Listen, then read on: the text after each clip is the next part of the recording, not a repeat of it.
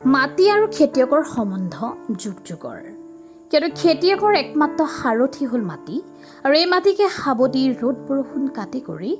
মাটিৰ বুকুতে খেতিয়কে শোণিত ঢালে জীৱন পাহৰি আৰু সেয়ে হয়তো ভাৰত ৰত্ন সুধাকণ্ঠ ডক্টৰ ভূপেন হাজৰিকাই গাইছিল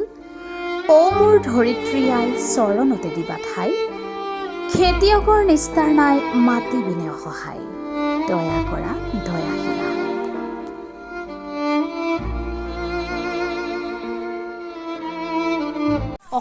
অসমৰ যিসকল গাঁও অঞ্চলত বাস কৰে যিসকল আচলতে খাটি খোৱা দৰিদ্ৰ শ্ৰেণীৰ লোক যিসকলে আচলতে প্ৰধান জীৱিকাৰ পথ একমাত্ৰ খেতি বুলি ক'ব লাগিব তো খেতিত যিসকল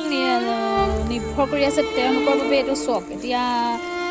গোটেইখন পানী দেখিছেনে তো আজি অলপ দিনলৈকে কি হৈছিলে যে পানী নাই পথাৰত পানী নাই মানুহে খেতি কৰিব পৰা নাছিলে কিন্তু এতিয়া কি হৈছে এইখিনি যেনে তেনে অলপ পানী যিটো ব্যৱস্থা কৰি পেলাই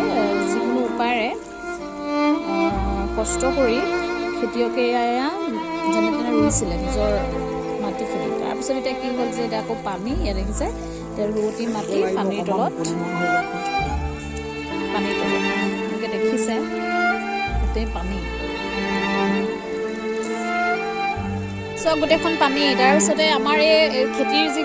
গৰাকী আচলতে মোৰ লগত আছে এতিয়া মানুহটো আপুনি কওকচোন এই আপোনাৰ এই যি পানী কি কথা কওক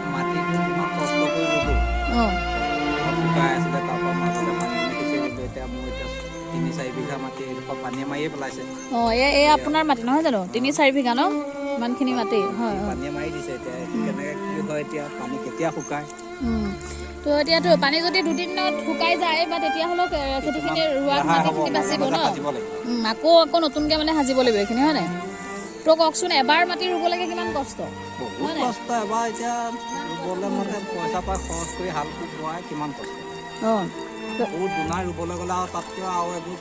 কষ্ট হয় নাই তাৰমানে কি হৈছে মানে ক'বলৈ গ'লে মানে কি হেৰি আৰু বিপদ যেতিয়া আহে তাৰমানে চব ফালৰ পৰা আহে বুলি ক'ব লাগিব হয় নাই এনেই মানে মানুহৰ এইটো অৱস্থা তাতে আকৌ এতিয়া